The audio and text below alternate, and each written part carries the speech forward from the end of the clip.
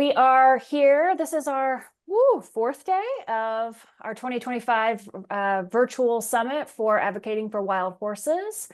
And thank you all for being back again. This is going to be a great presentation with Ginger Fedak. Before I speak to Ginger and her background just a little bit more, I'm going to ask Chris Command to come on and just give us a couple of reminders about etiquette for this presentation. Hi, everyone. I know we keep talking about this, but we are asking that everyone be respectful. I know that birth control, I think, is probably the biggest thing that divides us as advocates, and we have to stop letting that happen. We did not invite Ginger here to share her opinion. We are asking her to share facts and scientific knowledge. I trust Ginger.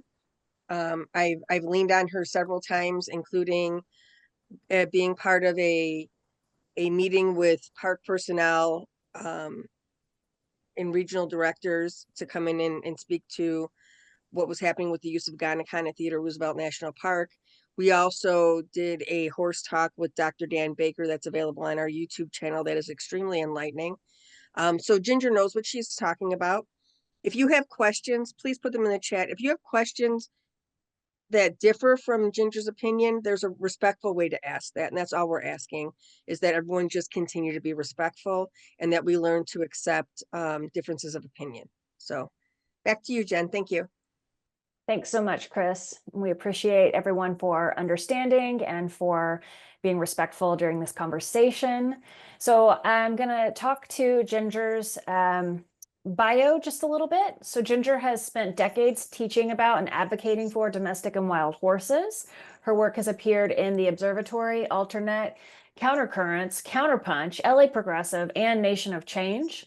A lifetime animal advocate and horse person, she began her career at age 14, mentoring under a natural horsemanship trainer before the term natural horsemanship was coined, and teaching horsemanship and riding lessons. She continued with these endeavors and eventually began her own business, Sun Pony Ranch, with two partners. And the exceptional horses she trained taught children and adults natural horsemanship and the horse rider partnership, with emphasis on consideration and understanding of and for the horse partner, with communication as key.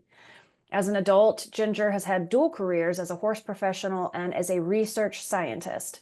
In her research scientist capacity, she worked for a major medical university and later at a medical diagnostics company, developing, testing, and performing clinical trials for FDA clearance. With this background, she has the understanding of the science behind equine fertility control, and she has also completed the intensive 3-day PZP training from the Science and Conservation Center. Ooh, I've done that, just saying. It's awesome. Very informative. Ginger earned her Bachelor of Science in Range Animal Science and Range Management at Sul Ross State University in West Texas. This has helped her in her career as a horse ranch owner and an understanding of range conditions in both issues for wild equids and livestock in her longtime wild horse and burro advocacy work. She did retire on October 31st, 2023, as the Wild Horse and Burro Senior Campaigner for the nonprofit group In Defense of Animals, and she continues to teach natural horsemanship classes on weekends, and clearly she's here today to share her knowledge and expertise on the topic of fertility control. So without further ado, Ginger, thanks again for being here with us, and I'm going to turn it over to you. Thank you, Jen. I want to really thank all three of you, Jen and Chris and Heather, for putting together this amazingly informative summit. And it's just been wonderful listening to all these expert presenters. You've done an enormous amount of work, and Heather saved my presentation by putting it into slides because I was having computer problems. So I couldn't do my normal professional looking slide presentation. So Heather at the 11th hour came in and helped me with that. So I appreciate it. Also, that picture in the in my little the one that was in the slide before that, that is a beautiful black Mustang named Finn, who is at the barn where I teach natural horsemanship. So that's Finn. Want to give him some recognition. So right now we're going to be talking about fertility control, and I'm basically just going to be talking about two different types. One is the PZP and the other is the Gonacon. There are other fertility control methods that we won't even reference, one being the permanent sterilization or spaying of mares by the way of colpotomy. And we're not going to be talking about spaying mares. We're not going to be talking about IUDs that they are trying to use. They were trying to do this, the colpotomy spaying of mares in the BLM studies, and we were able to put a stop to that through two different universities, one in Oregon and one in Colorado. We were able to put a stop to that horrific study or studies. And so we're not even going to talk about those two. We're going to be talking about PZP and Gonacon. So first, I want to talk about PZP because there's been a lot of misinformation put out about it. So before beginning, I want to discuss the differences between source materials to know, so you know what to believe. So as a research scientist, I understand that you can put together a study to kind of show what you want to show, and if it's not scientific, it can be maneuvered and biased and give you some false information. So these are the different methods of resources, I should say. And the first one here is very trustworthy, and the rest may or may not be. They are not necessarily trustworthy. So number one, the gold standard for truth is a peer-reviewed study published in an industry-recognized scientific journal. The term peer-reviewed is very important, meaning the study was reviewed by other scientists in the same field for fairness, non-bias, and accuracy of methods and data. This process is necessary for publication in a reputable scientific journal. These scientifically published studies include a long list of references of other scientifically published studies related to the topic. An example of such a paper looks like is in this link, and I will get to that a little later.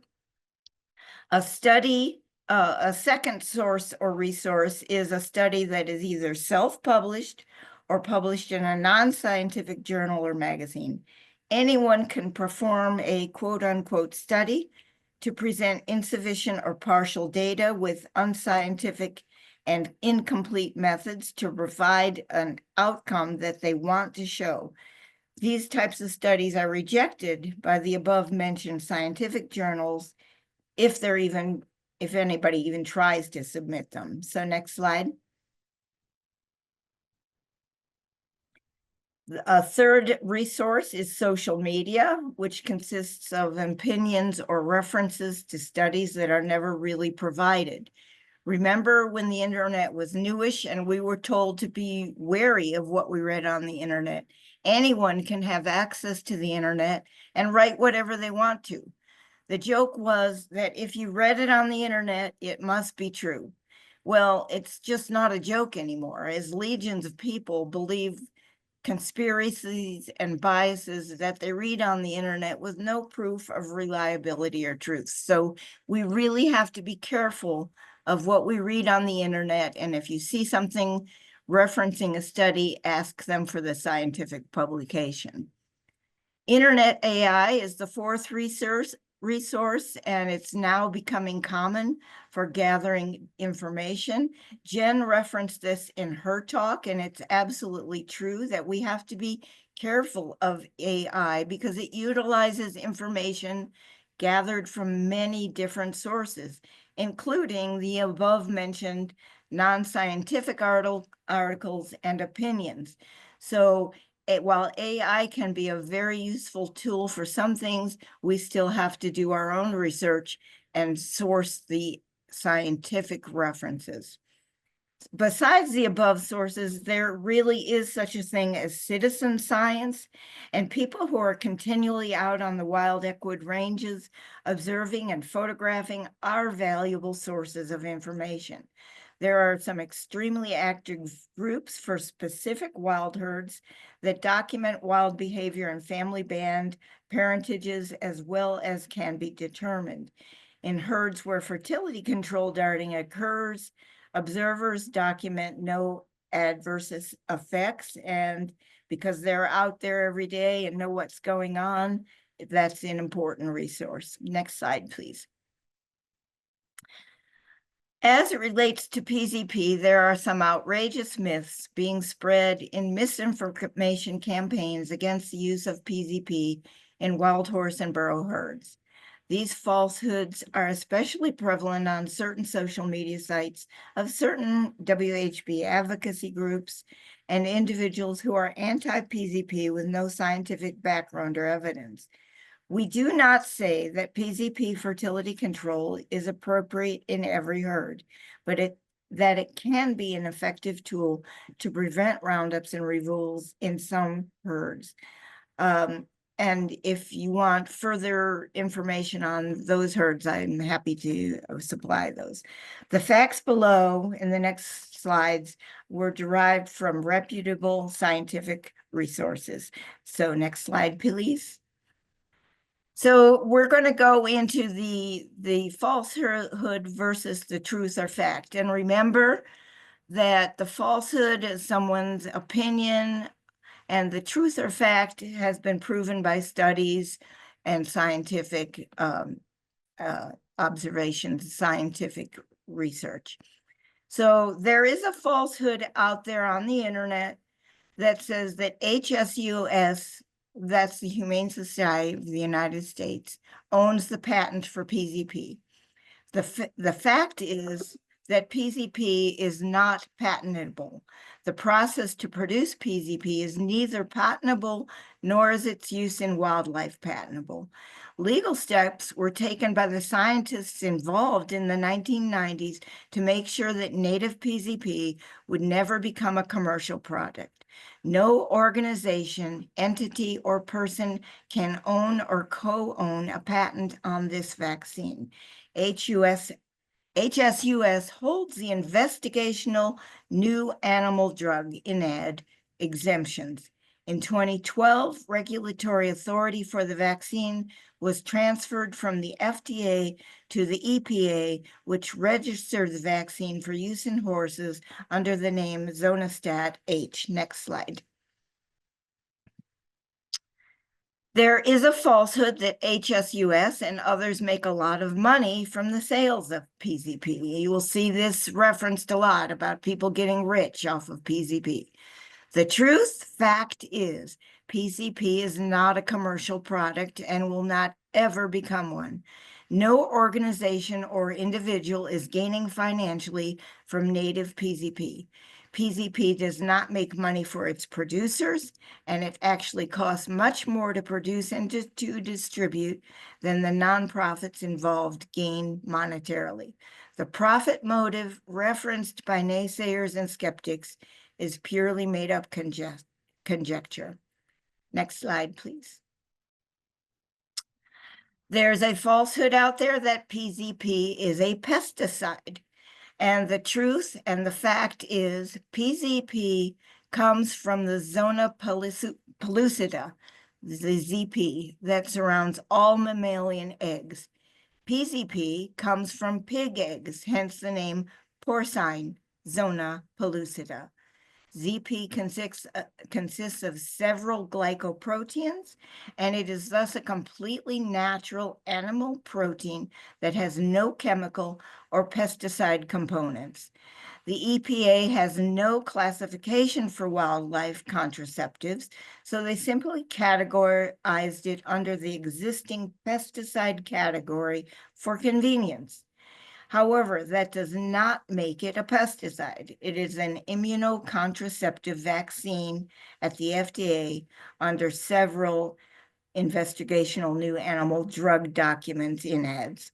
In 2012, the EPA was asked about changing the pesticide classification, and they responded that it was impossible because EPA doesn't have an office for wildlife contraceptives. So PCP is an all-natural pig ovary with no chemical composition. And being a natural protein, it's a natural occurring substance that can't affect anything else on the range. There's a falsehood out there that PZP harms pregnant mares. And multiple studies have shown native PZP does not cause ovarian damage. There is, however, some shown ovarian damage with Fedak, which is not native PZP. There are 3 forms of PZP. There's the pelleted PZP22, which is a little longer acting. There's the Fedak, and then there's the liquid native PZP, which is the Zonistat H. All 3 are significantly different with regard to efficacy, physiological mechanism, and safety.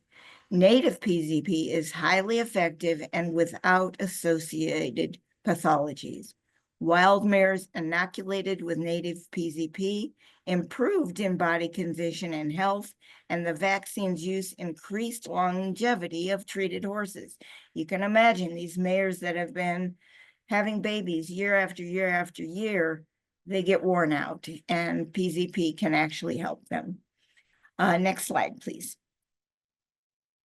There's a falsehood out there that PZP causes abortions and foal deformities. In 2002, here's the truth. In 2002, PZP was demonstrated to be safe in pregnant animals and for the offspring born to them. Foal mortality actually decreases with the use of PZP. And that's the Kirkpatrick and Turner 2002 paper. Countless other scientific peer-reviewed studies have shown the same since then. So-called studies claiming to have found abortions and foal deformities were either made up or biased to try and show the point they wanted to make, and they certainly did not use scientific standard methods. And I would be happy to talk to anyone about some of those that are out there. Therefore, they were not peer-reviewed, which is necessary for establishing credibility. When asked to provide their study data, methodology, and proof of concept, nothing was provided, and the claimants went silent. In herds with long or short-term PZP usage and statistically significant numbers, such conditions have never been seen. And next slide. The falsehood that native PZP is a sterilant and will cause extinction of the wild herds. So the truth is that contraception is reversible, sterilization is not. PZP has been proven to be reversible with multiple studies with up to 5 to 7 years of consecutive vaccine treatment. It is true, after 5 to 7 years of consecutive treatments, permanent infertility or very sporadic reversal can occur. Therefore, it is important to have careful ID and record keeping for reversibility. And so this is something that these volunteer groups are very careful about, to make sure that if a mare has not contributed anything, that she is not overdarted. And we want to make sure that genetic viability is intact. Another falsehood is that using PZP in wild herds is Nazi-like human manipulation of herd genetics and factoring for the desired traits humans want to see. This was talked about a little bit in the last presentation, and I want to really show the truth on this one, because it is highly offensive to those darting volunteers who are trying to save WHBs from our government agencies that are removing and warehousing them. Skilled volunteers, through careful record keeping Ensure that every mayor has an opportunity to make genetic contributions to the population of the herd. This is extremely important. Genetic viability must be protected at all costs. In addition, the stallion and mare choices for breeding in untreated herds are the same as those in treated herds. Stallions still steal mares, and mares still have a say in which stallion they will allow. The natural selection and way of the wild continues unaffected in treated herds. This particular falsehood is degrading and insensitive to those individual scientists and others advocating native PZP usage in applicable herds as a humane alternative to traumatic and costly roundups and warehousings of WHBs, slaughter, permanent sterilization, and the separation of established family beds. Isn't this what we all want to stop? As seen in the Fish Springs, Nevada herd, the Spring Creek Basin, Colorado, and other herds with PZP administered, these wild horses exhibit the same wild behaviors as untreated herds, and you will hear differently from people who think that some of these herds have different behaviors and that the horses are depressed and all kinds of weird things, but it's just not true if you go out and visit these herds. Next, please. A falsehood that wild equid herds can self-regulate without human interference. Leave them alone is a common outcry of the unrealistic. In today's world, we have to be unrealistic. The truth is, self-regulation of herds is a thing of the past for most herds. I'm not going to say all herds because there are some that are so remote, but it is a thing of the past for the majority of herds. It is no longer possible due to humans overtaking the Western lands. Housing and business developments gobble up wild horse and burro lands near HAs and HMAs. Since the act set aside the WHB ranges for their principal use, over 40% have been lost to them. The multiple use doctrine has allowed mining and other extraction industries to defile the land. Recreational vehicles go out on the ranges and tear them up, and humans leave their waste and discarded junk all over the range. We all know about the ranchers who use our public lands, including WHB HMAs, for their private livestock and private profits. HMAs are cross-fenced, and checkerboard areas fence the wild horse and burros out of their natural and historic seasonal migrational patterns. Ranchers with water rights fence the wild horses and burros out. Plus, wildlife services kill millions of predator animals, usually at the behest of ranchers. All of these factors make it impossible for WHB herds to self-regulate. We must be realistic to be effective advocates. When I was in Nevada, Marty took me out onto the ranges where housing developments and business complexes have just crossed over through the wild horses' natural migration patterns, closing them into smaller and smaller areas. Next slide, please. A falsehood is that scientists and WHB advocates who believe that PZP can be a beneficial tool in some herds believe the propaganda that wild equids are overpopulated. I can assure you, we do not believe that wild horses and burros are overpopulated. We who want to see PZP used in some wild herds do not believe this. Some herds are severely underpopulated for genetic viability. Advocates who understand the science want humane options to protect them and the herd genetic viability. So it's not that we believe they're overpopulated. We believe we are trying to save the ones that are still there and their herds. Falsehood. PZP negatively affects natural behavior and herd dynamics. Study after study have shown this is not true. PZP does not affect hormones or other factors contributing to natural behavior and herd dynamics. PZP offers the WHBs the most natural lifestyle, proven to have zero to minimal impact on natural behaviors, natural selection, health, and well-being. One thing is that breeding can occur more often due to the mares not being perpetually pregnant. Okay, next slide. Another falsehood, if a mare inoculated with PZP dies on the range, the PZP in her body would negatively affect any wild animals feeding on her body. The truth is, the way that PZP is administered and reacts in the body, it cannot enter the food chain.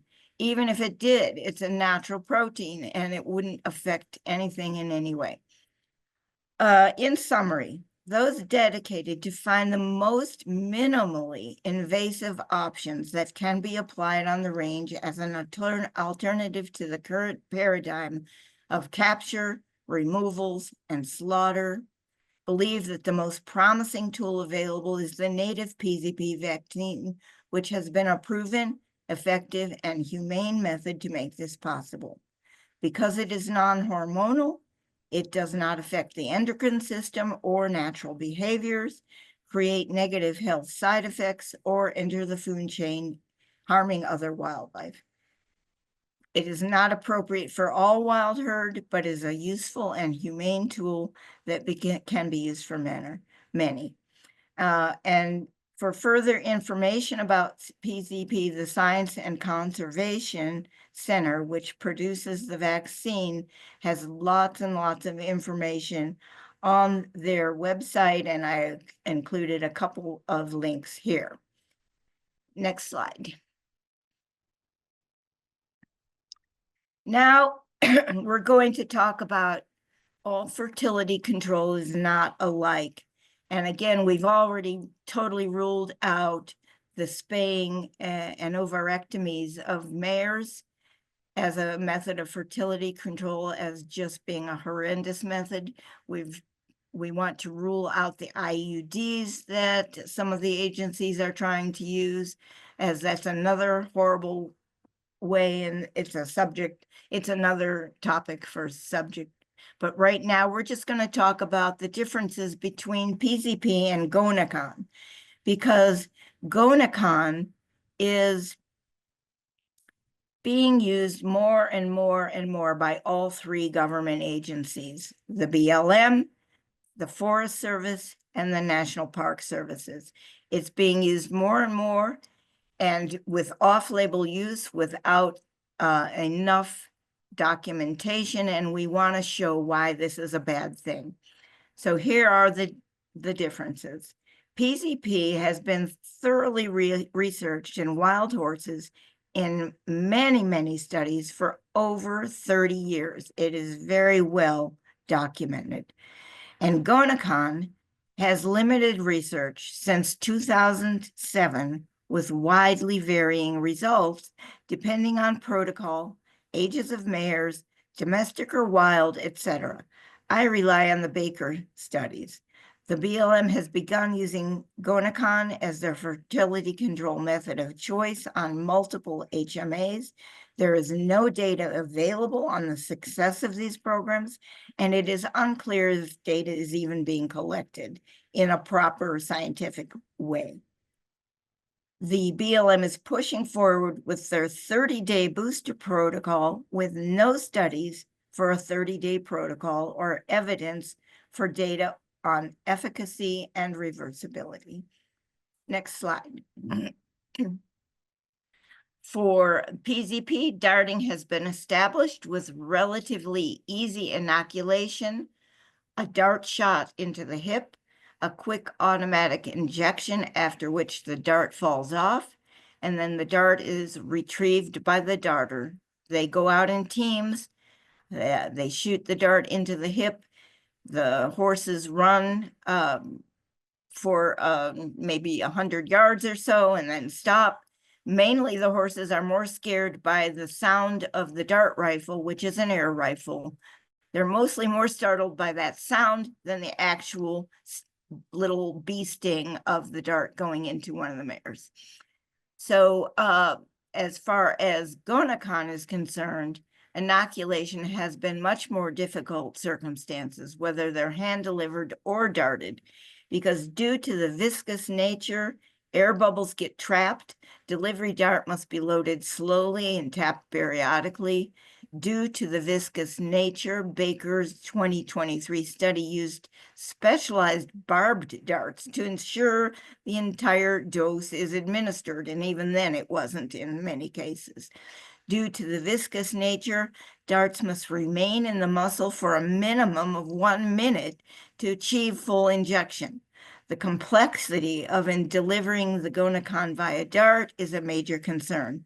These darts must be weighed to the nearest hundredth of a gram before loading, after loading, and then after delivery. This is further complicated by the gel collar on the dart, which requires the dart to stay in the mare longer. Baker et al.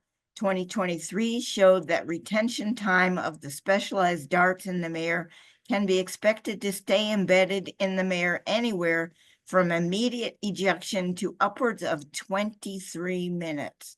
The darter would have to follow each and every mare for this length of time and then find the dart in order to confirm appropriate dosage was delivered. Although the vaccine may be stored refrigerated, loaded darts must be stored well ventilated while refrigerated, or the gel collar would be compromised and the dart unusable. A quote from the Baker 2023 study regarding the specialized darts. Because of tepid results of prior efforts to deliver Gonacon equine via dart, a collaboration with New Dart was established for configuration of a syringe dart designed specifically for this highly viscous vaccine. With their assistance, 2cc Type P syringe darts equipped with slow injecting technology and blah, blah, blah, triport needle, gelatin barb positioned forward. This is all technical.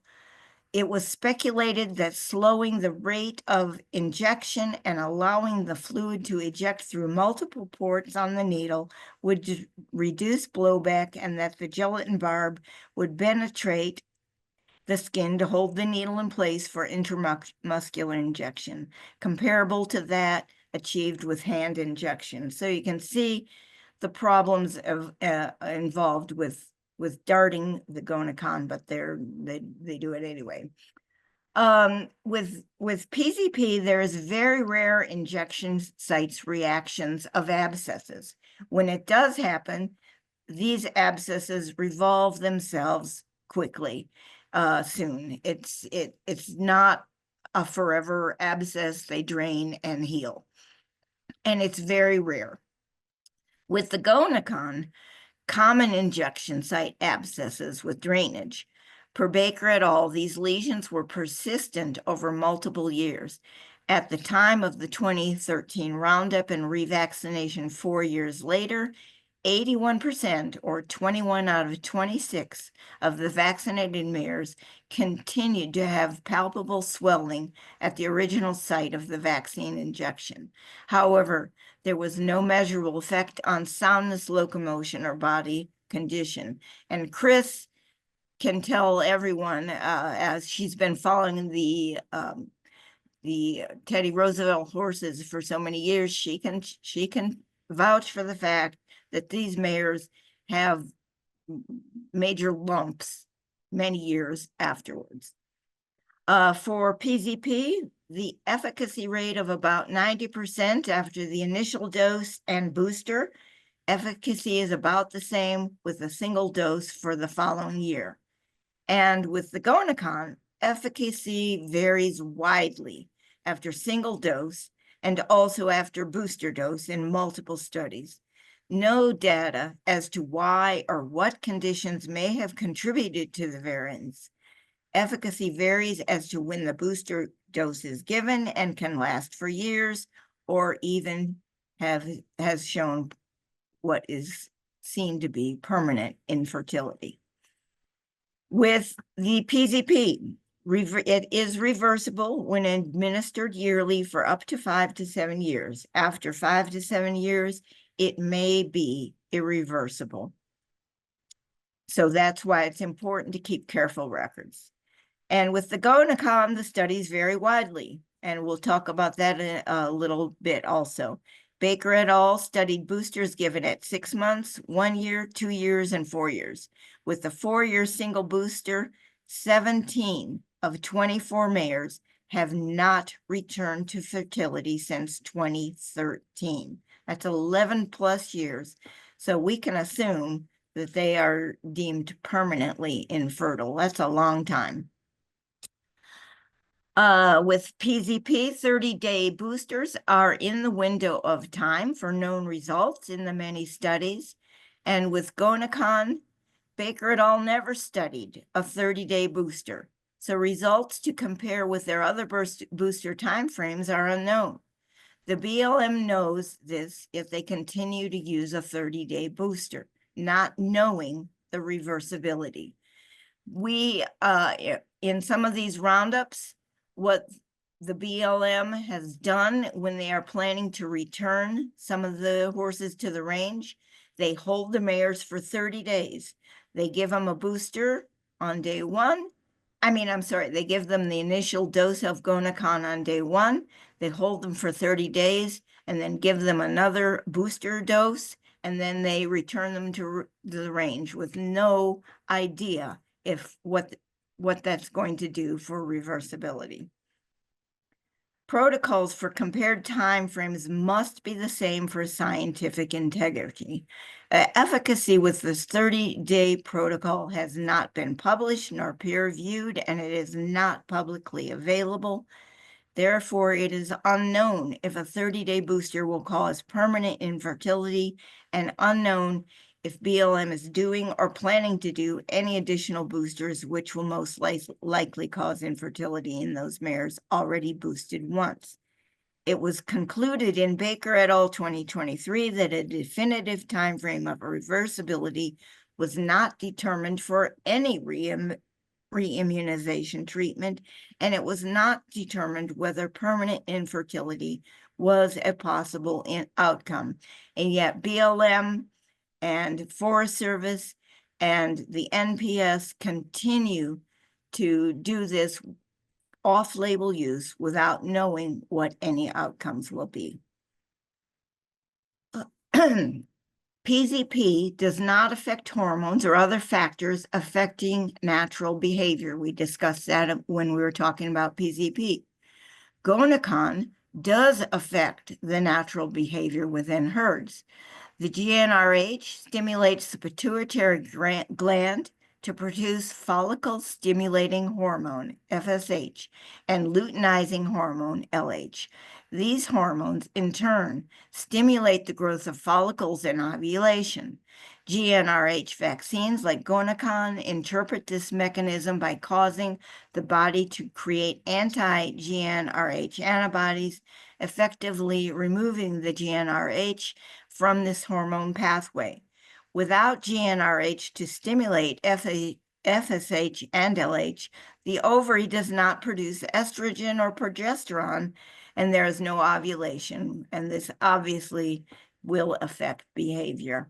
Next slide. With PZP, the native PZP does not cause ovarian damage and is highly effective without associated pathologies. Ovarian damage is a result of treatment with a different format called Fedak, not native PZP. And the Fedak studies, when they showed that, then they stopped using the Fedak.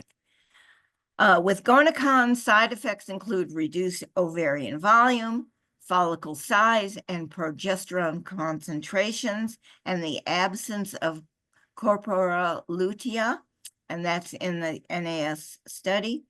And the GnRH receptors have additionally been identified in the heart, central nervous system, bladder, ovary, testes, and placenta, which raises concerns that anti-GnRH vaccines could lead to adverse effects outside the reproductive system, as discussed by Kirkpatrick et al. In a 2011 study. However, there's no published data has addressed these concerns directly. So you can see that a lot of this Gonacon stuff is pretty scary. With PZP, careful record keeping by volunteer groups who ID each horse and keep records in a database ensure the same mares are not overtreated. With Gonacon, the BLM or other agencies injecting captured mares and holding them for 30 days for the booster dose, it is unknown if they are keeping any form of reliable records for eventual additional boosters. Next. And with PZP, it is not used on stallions. With Gonacon, it has been reported that presently Gonacon is being injected into stallions in the Devil's Garden as well as mares by the U.S. Forest Service. This is being done in spite of the Gonacon label citing a federal violation to use on stallions as it causes infertility. I want to reference Bonnie Kohlreiter, who is an advocate for the Devil's Garden herd, who supplied this information about the labeling for the Gonacon equine. She said that the U.S. EPA labeling directions, Gonacon equine reference, EPA registration number, blah, blah, the Gonacon equine dated 19 November 2015, found in proposed 2024 in the territory management plan for Devil's Garden, but it has not yet been completed.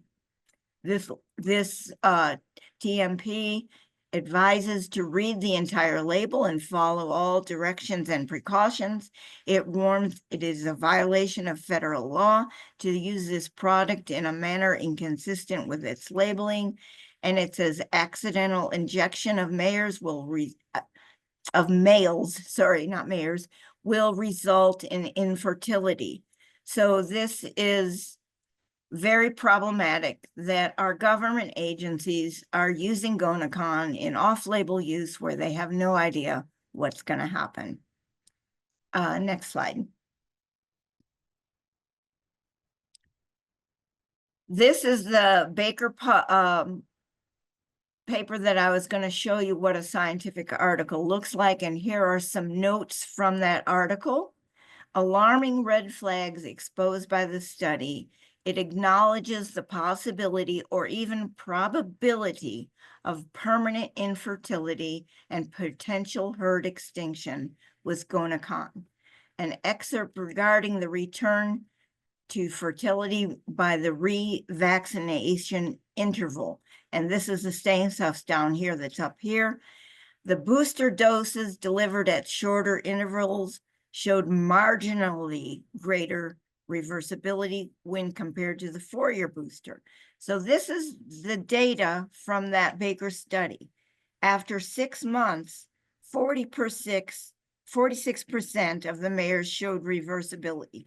So only 6 out of 13 showed reversibility. At 1 year, 57%, 8 out of 14 returned to fertility. After 2 years, there was only 36% reversibility. 4 out of 11 returned to fertility. And at the 4-year interval, when the booster was given 4 years after the original, 29% of the mares returned to reversibility, to fertility. So 7 out of 24. That means that the rest, what's 24 minus 7, 19 mares never returned to fertility. So under the management implications in this paper, it actually says this research offers 2 potential population management strategies for application. And it says we needed, first is the need for a diversified management plan that combines removals with long-term or permanent contraception. And this paper in the management implications says that it can be maintained by long-term or permanent infertility of the residual animals. So this paper is acknowledging that many of these mares have never returned to fertility. And now I just want to show you what a scientific paper looks like so that you can, never mind, I went to the next slide. We'll go back to that one. Oh, there we go. All right. So I'm trying to open this link. Can you open it? I don't think I can. I'm sorry, Ginger. I don't Okay. think the links aren't live.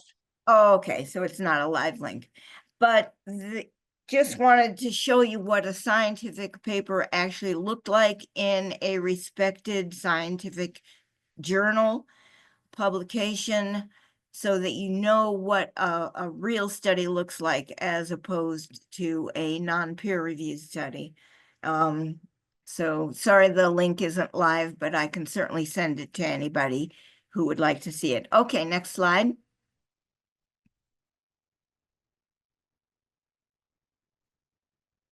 So on this Baker paper, the fundamental premise of successful use of fertility control technology, and they use the word feral, which of course we all hate. These are wild horses, not feral animals. But it's talking about, however, small closed breeding populations can be at risk of stochastic loss of genetic viability or possibly extinction if management actions result in overtreatment of a population. This is why we are so concerned about Gonacon. They are definitely overtreating these populations with this off-label use of the Gonacon equine, and Chris can talk to that about what's going on in Teddy Roosevelt National Park. And in this study, under conclusions, it actually says the reimmunizations include the potential for permanent infertility.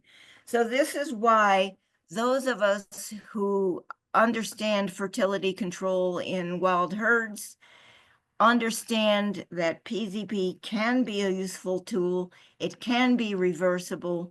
Every mare can contribute to the genetic contributions for the genetic viability of the herd, and Gonacon has the potential to wipe all that out. It can take genetic viability down to nothing. So I guess that's the end of my presentation, and we can go to questions now if that is what you guys want to do. Ginger, I wanted to start by asking a couple questions. Sure. Just because I hear a lot of, so I have concerns about Gonacon. For people who don't know, they are using it in such a fierce and aggressive way on the Theodore Roosevelt horses. When I moved here in 2016, we were having 40 and 50 babies a year, which is a lot, right? We need to control that. But now we're down to maybe 10. And that's because these mares are not returning to fertility because they're treating them every single year. Yeah. So I want to go back to the peer-reviewed study with you first. I had a meeting with our favorite chief of resource management at Theodore Roosevelt National Park in October, when they, I believe, slipped and said, we'll be hand injecting all the mares with Gonacon. And I said, you're doing that because you get a greater efficacy if you hand inject the mares. And he said, there's no proof of that. And I said, there is proof. We had a horse talk with Dr. Baker, who said very clearly that they could not replicate the efficacy of hand injecting. And Blake's exact words to me were, those findings never made it into the peer-reviewed paper. And frankly, they never would have. And listening to you, so when he said that, I thought, you arrogant jerk, right? But I also think that you will open my mind to the peer-reviewed science. That information wasn't in there because it wasn't pertinent to the information they were sharing somehow. Can you talk about that? Yeah, actually, it is in that new 2023 Baker study. Okay. So they compared they were trying to compare the darting of the Gonacon with the hand injections. And that's actually why that study was made. They wanted to show that the darting worked, and that's why they asked New Dart, the PNEU dart company, to come up with this barbed dart that would stay in the horse longer and inject it. And since then, I've been to a conference where they talked about another company that is trying to make a dart that will inject it quicker so they don't have to have this. It's just a whole nefarious kind of what they're doing to try and make these darts work for this horribly viscous and sticky substance that is in the Gonacon darts. And I mean, can you imagine having the dart stay in the mirror for 23 minutes and having to follow that mirror around? So yeah, they do talk about hand injection versus these new darts that are meant to stay in the horse longer. And even with the new technology of these darts that will remain in the horse longer and deliver the dose, when they retrieve those darts and they weigh them, they find out some of them didn't inject fully, and then they have to go and inject the horse again. So yeah, that is in the study that the live link didn't work for, and I can send anybody that link. Okay, and I did put in the chat um links to the 2018 and the 2023 journals. So Okay. my next question is, I do believe that it is supposed to be protocol when someone is using Gonacon that they wear PPE. Is that correct? A lot of that stuff is in because these drugs, these vaccines are labeled as pesticide. A lot of that is in that kind of document. As far as whether they do it or not, I don't know. You would probably know more watching your guys up there at the park, what they're wearing and doing when they're handling and disseminating these vaccines. When I went through the PZP training, we wore gloves not to protect ourselves from whatever was in the PZP, but just good laboratory procedure, GLP they call it, because it's when you're working with sterile substances, you don't want any contamination. So as far as the Gonacon, we've seen in my slide of the differences between the PZP and the Gonacon that the Gonacon does affect these organs and things. So yeah, you have to be more careful with it. But as far as absolute specifics, I don't have that information. Okay. The other thing I want to ask is, wasn't one of the selling points of Gonacon that it was going to save management time, right? They didn't have to administer it every year like they do PZP, correct? Yes, absolutely. For many years, I've been going to the advisory board meetings, the National Wild Horse and Burro Advisory Board meetings. And ever since I started going about 10 years ago, they have always been trying to come up with longer lasting types of fertility control. And so that's why they have made all these studies. And of course, the Gonacon studies are very incomplete. They are not giving us full information, but they are going willy-nilly ahead and using it with these aggressive protocols. And who knows what they're doing to our wild horses. So by their own selling points, there would be no reason to be administering Ganacon every year, because then why aren't you just using PZP, correct? Yeah, if you're gonna shoot a mare every year, you might as well do the PZP. So what they're trying to do is make these mares permanently infertile. They will not admit that, of course, but it's obvious otherwise. Why aren't they using the PZP? And when I went with you to talk the NPS people up there at the park, I was talking to him about these Gonacon issues and saying, yes, we understand that you are in a finite area and the horses might need to be managed a little bit as do not outgrow their area. But can you please use PZP instead of Gonacon? And of course, they just absolutely poo-pooed everything and refused. But again, like you said, if they're going to be doing it every year, they might as well be using the PZP and then letting every mare contribute to the genetic viability of the herd because of the reversibility. Well, the park has told us they're trying to halt the reproduction of the herd. Those were Blake's exact words to me in a meeting. And So, when you halt the reproduction of a herd, you're extinguishing the herd. exactly. Thank you. We had a foal that was born in November. So, and this happens here quite often because they're born out of season. Is that an effect, do you think, of the Gonacon? It can be an effect of either Gonacon or PZP, and that has, in the prior mountains, they, when they started PZP use many years ago, they did find some of the foals being born in late fall, early winter. And even in those harsh conditions, nature took care of them. They can, and even in untreated herds, you're going to have mares that did not get impregnated in the so-called spring season where they're supposed to because of the 11-month gestation period. And even in untreated herds, you're going to have foals born off season. So it can be an outcome for treated herds, untreated herds, any herds. And it can still be nature's way.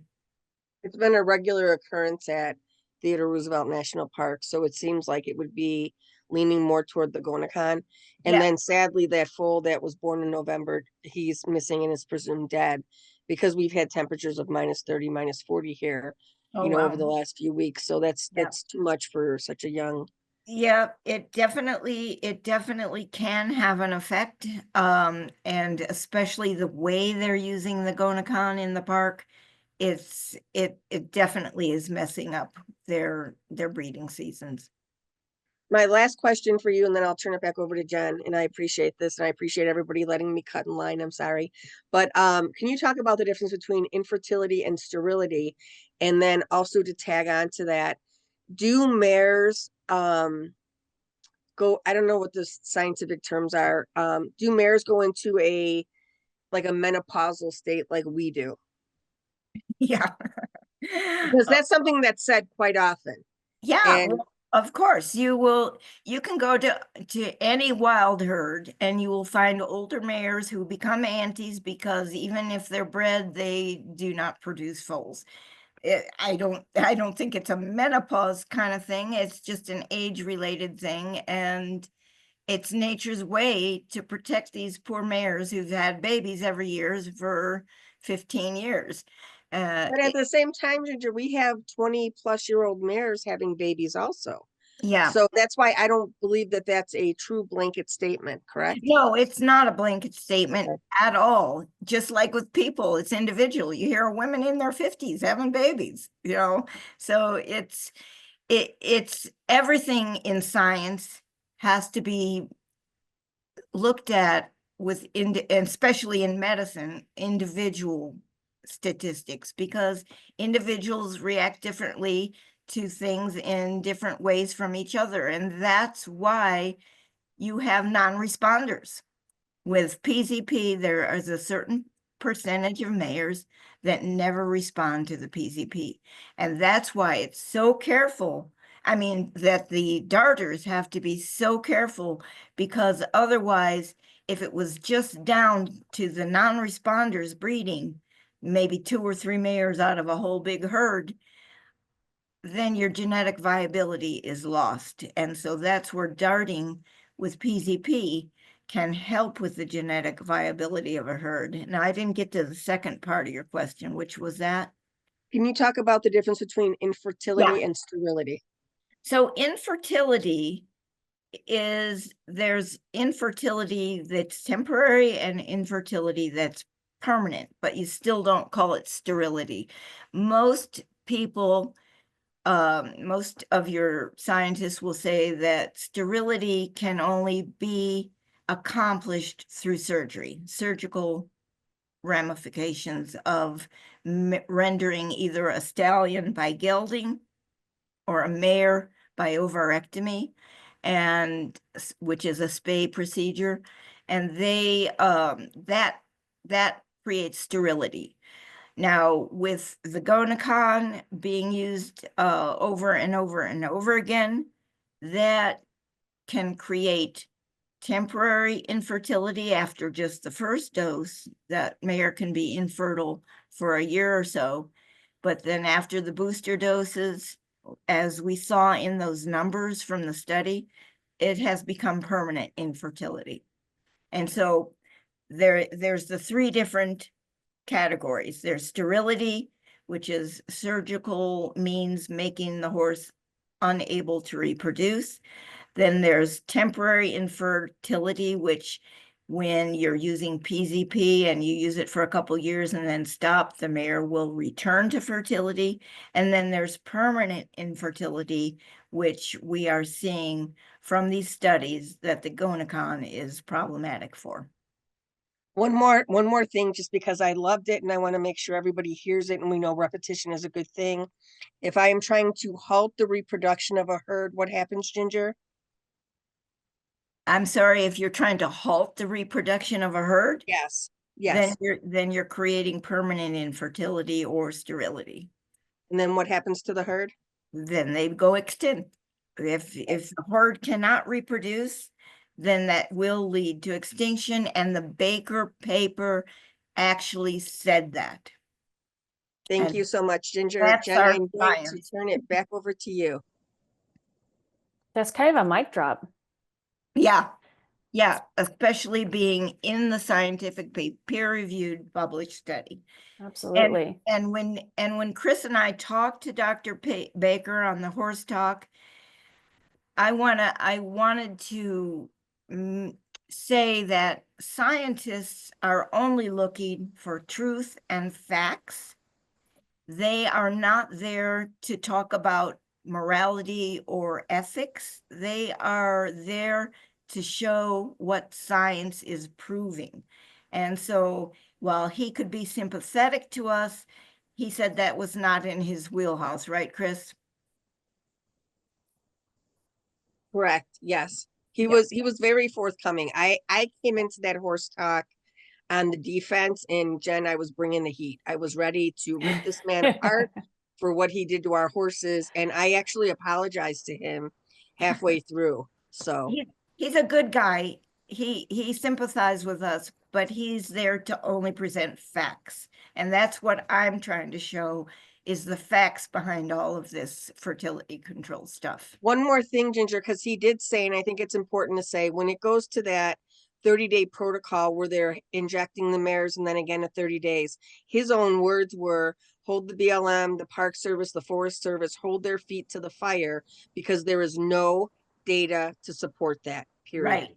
And that's where he was so sympathetic to us, because as a scientist, he believes that things should only be used with the scientific data that they show and for the outcomes that they want.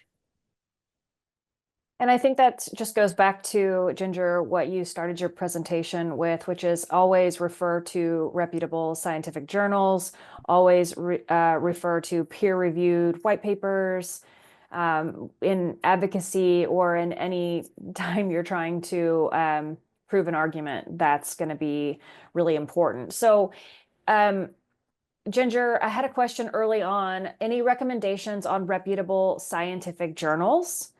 Would you speak to a couple places where people might want to learn more? Yes, there are the reputable scientific journals.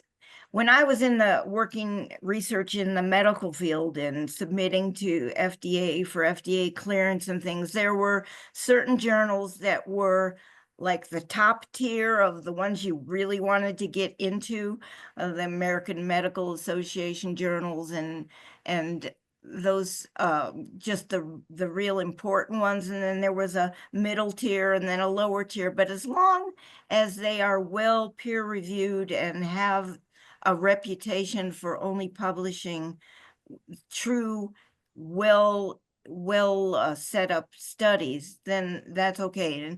And the one that I was going to share, it's Elsevier. I believe it's spelled Elsiever. That is one of the top tier journals for these types of studies to be published. Again, just kind of stay away from self-published kind of articles that have hearsay and opinions over the scientific facts.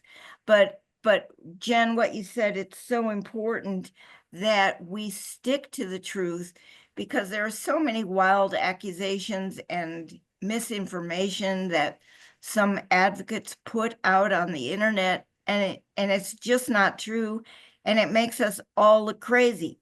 We want to stick to the truth and the science, because just these wild opinions put out there as facts.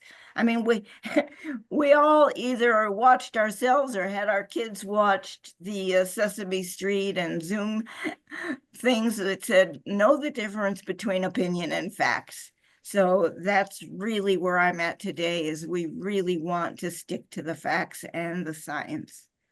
Thank you for that.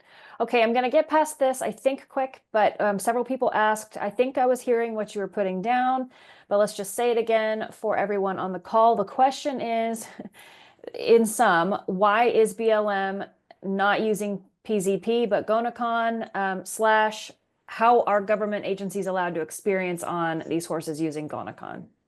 Yeah, the experiment on these horses using Gonacon, yes. Why are they doing it? You have to get into the mind of the BLM mindset, the higher ups. What are they trying to do? They don't want to go out in the field and dart horses every year and keep records and know which mare needs it and which mare doesn't. So they're using the data without saying so, that Gonacon can actually render these mares permanently infertile. And in the case that Bonnie was talking about at Devil's Garden, doing it to the stallions. And that's one of the worst things you can do for genetic viability, is to make certain stallions permanently infertile.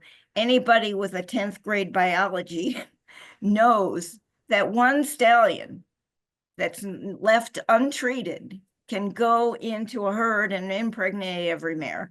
That's just the nature of stallions. They're going to go find those mares that are receptible to who haven't been treated, and that will take the genetic diversity down to everybody's a half brother, half sibling.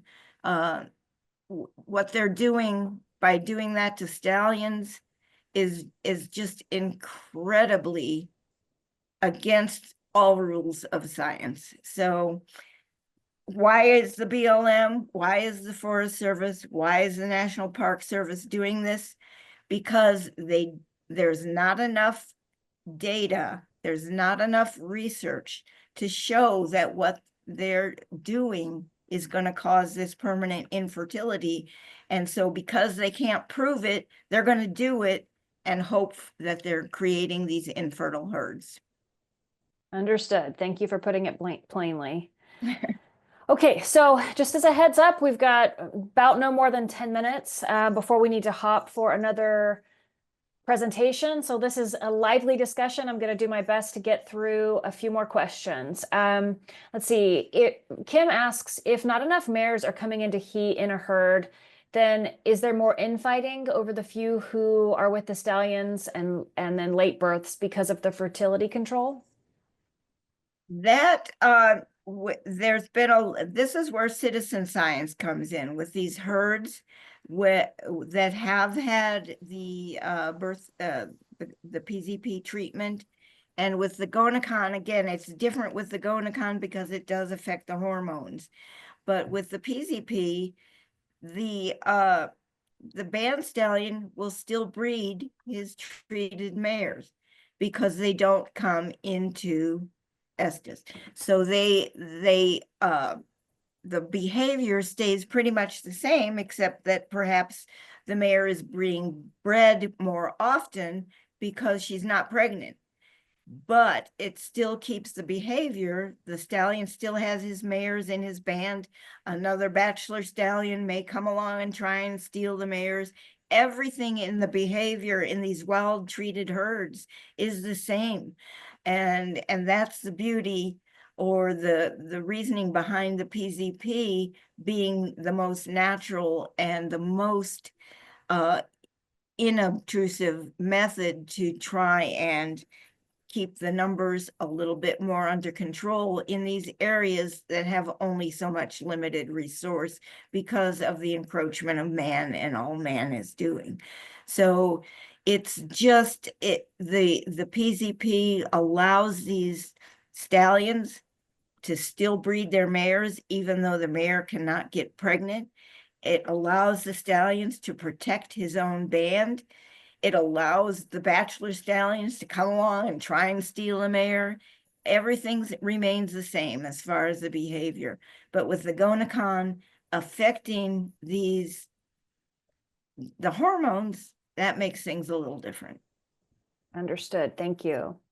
Lori asked, has anyone determined why PZP decreases foal mortality yet? She heard that early on and finds it very interesting. Yeah, that is in the studies of the Assateague Island horses are the wild horses. They call them wild ponies. They're really just wild horses on Assateague Island. Everybody's heard of Misty of Chincoteague, of the book we read as kids. Chincoteague Island and Assateague Island are separated by the Virginia-Maryland state line and a fence. Some of the horses crawl through the fence and intermingle, but the Assateague Island horses have been studied, I think, since 1988 when J. Kirkpatrick started doing the PZP studies. So well over 30 years, they have shown that the mares are healthier because they are not giving birth every year. And when the mare is healthier, then you don't have the full mortality. I hope that answers the question. Can I interject there too and just say, I've talked to the chief of resource management at Assateague, and they will not give PZP to mares who have not, where the genes are weak, the gene pool is weak, they don't use PZP. So there are very responsible ways to use birth control. It's these rogue ways that are being done that cause the concern. Exactly. Yeah. Karen asks, what percentage of native PZP is used by agencies versus the other types of PZP? Do you have any data on that? Well, it depends on the herd management area. It depends on volunteer advocacy groups. There are some herd HMAs that have very strong advocacy groups. There's one in Fish Springs, Nevada. Then there's the McCullough Peaks. There's the 4 HMAs in Colorado that all have strong advocacy groups. And the ones that have the volunteers who can partner with the BLM to do this fertility control, they're the ones keeping the careful records. The BLM isn't really doing it. There is the Pryor, everybody's heard of Cloud, the Pryor Mountain Herd. They used to do PZP up there with volunteers and careful record keeping, but the BLM will not allow the volunteers to do it. And so they go in and do it haphazardly. They do it at the wrong time of year. They